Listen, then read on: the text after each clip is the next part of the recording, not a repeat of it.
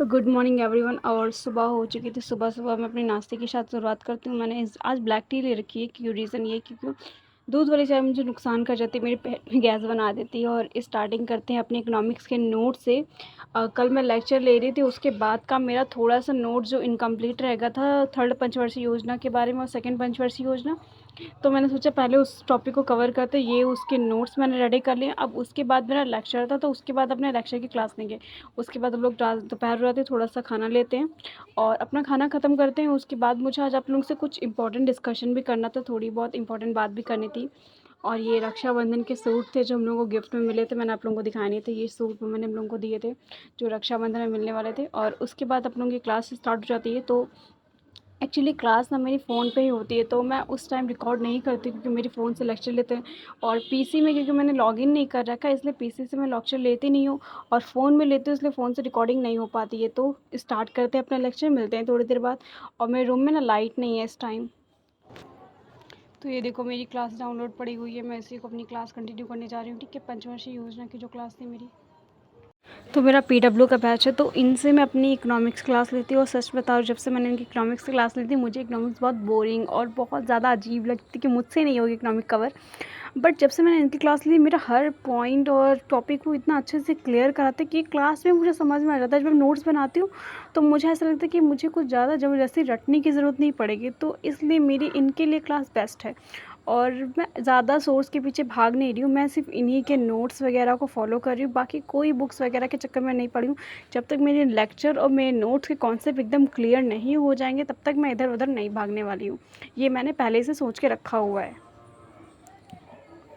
और क्लास 2 घंटे की होती है और उसके बाद सच में मुझे बहुत ज़्यादा भूख लगने लगती है। फटाफट से मैं नीचे आती हूँ, उसके बाद खाना खा के वापस आती हूँ। तो थोड़ी देर के लिए बाबा जी की मतलब इनकी कथा मुझे काफ़ी पसंद आई थी। 10-15 मिनट के लिए जब तक मैंने ब्रेक लिया था, सोचा था जब तक पीसी ऑन है तब तक इस पर यही लगा लेती हूँ।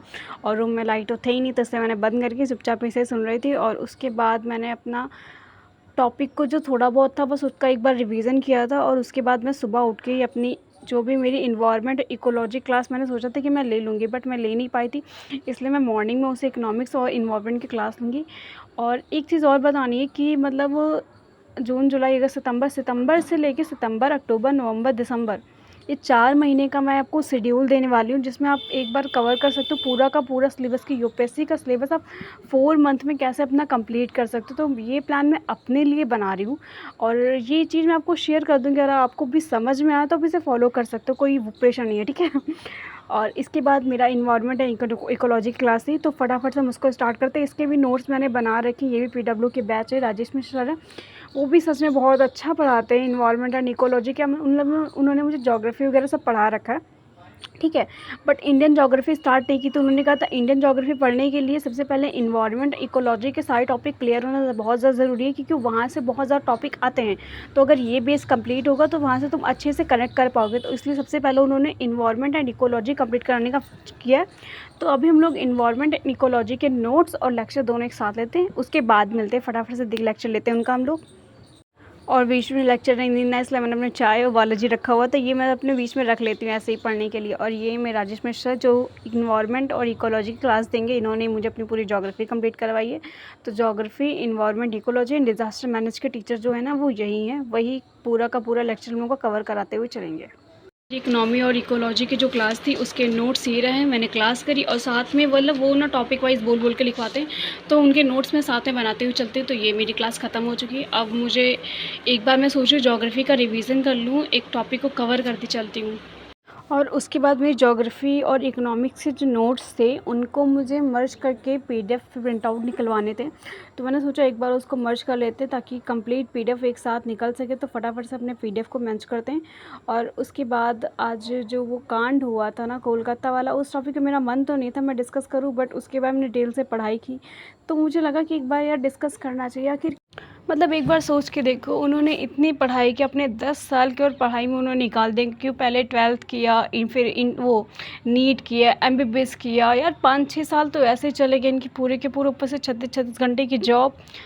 और उन्होंने 11 बजे अपने पापा को बोला कि मैं सेफ़ हूँ, आप लोग सो जाओ, और वो जाके सेमिनार रूम में सोने चले थे। उनको क्या पता था कि आज जो उनकी लाइफ़ इतनी अच्छी चल रही थी, वो एकदम से ख़त्म हो जाएगी। मतलब सोच के देखो कितना बुरा लगता है ऐसी चीज़ें।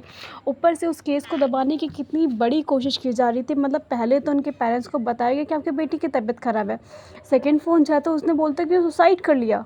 मतलब क्या दिखाना चाह रहे हैं कि वो मेंटली स्टेबल नहीं है। मतलब एक हद होती है, क्या बीत रही होगी उनके माँ-बाप के ऊपर जब उन्होंने अपनी बेटी की ऐसी हालत देखी होगी। ऊपर से 3 घंटे उनको उनकी ही बेटी को देखने नहीं दे के, आखिर होते कौन हो तुम हमारी बेटी को हमसे दूर रखने वाले? उनको ही अंदर जाने नहीं दे के उनकी बच्ची पड़ी हुई है, वो भी इस हालत में, और वो भी अंदर जाने ही दे रहे। तब वो जाकर ज़बरदस्ती जाकर उनको देखते, उनकी हालत को देखते।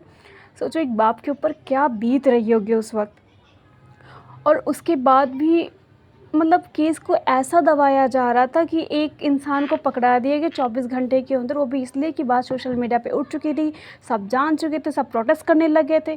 तो उन्होंने चुपचाप एक बंदे को उठाया और पकड़ा दिया। मतलब वो इतना शरीफ बंदा था कि वो 4 बजे आता है, एंट्री करता है, फिर 6-7 बजे वापस चला जाता है, और गलती से उसका ब्लूटूथ वहाँ छूट जाएगा। आपको लगता है कोई इतना बेवकूफ़ या पागल होगा जो ऐसे कांड करेगा? वो 4 बार अपनी नज़रें घुमा के वहाँ पे देखेगा। और चुपचाप उन्होंने एक बंदे को पकड़ाया और उसको पता नहीं क्या पट्टी पढ़ाई या क्या बोला कि उसने सब कुछ कबूल कर लिया, और वो कह भी रहा है कि हाँ सब कुछ मैंने किया है, जो सज़ा देनी है मुझे दे दो। किसको छुपाने की मतलब किसको छुपाने की साजिश की जा रही है? और फिर वो 3 घंटे अंदर क्या कर रहे थे? छुपा रहे थे, केस दबा रहे थे, कैसे इसको दबाएं, कैसे समाज की इज्जत बचाएं, कैसे अपने हॉस्पिटल की इज्जत बचाएं।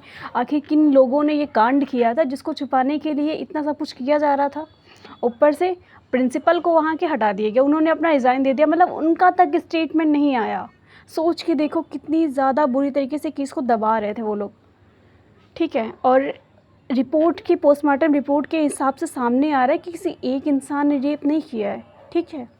गैंग रेप इसे कहते हैं, जिसे उनको ने गैंग रेप मिलकर कर रखा है, और सिर्फ एक इंसान को फंसा करके वो रफ़ा दफ़ा करना चाहते हैं कि ठीक है यहाँ से पैसे दिए हों, कुछ भी किया हो।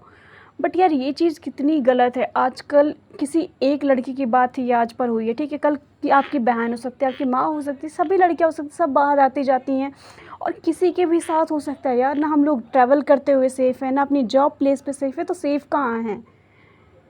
मतलब आजकल अगर आप आस-पास किसी के साथ बैठे हो तो आप ये सोचो पता नहीं वो इंसान हमें किस नज़र से देख रहा है, अब हमारे साथ कब क्या हो सकता है इसका कोई भरोसा नहीं है।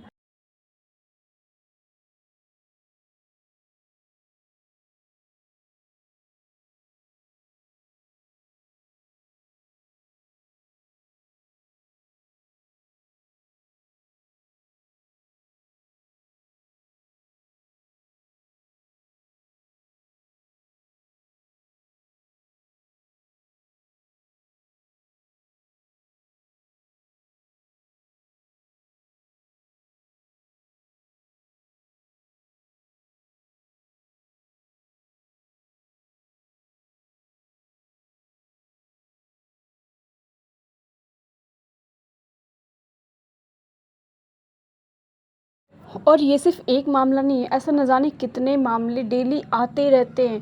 कितनों की तो आवाज़ एकदम उठती ही नहीं, कभी केस ही नहीं फ़ाइल होता है उन लोगों का, क्योंकि डर समाज ऐसे उनको झंझोर देती है कि वो उनकी हिम्मत ही नहीं बोलती केस फ़ाइल करने की। आधे से ज़्यादा लड़कियाँ तो इसी बात से डर जाती हैं कि उनको समाज, उनका घर परिवार उन्हें एक्सेप्ट नहीं करेगा इस चीज़ों के बाद। जो बच जाती हैं वो मर जाती हैं बच के भी, और जो मर जाती हैं उनको भी इंसाफ़ नहीं दिला पा रहे हैं हम लोग।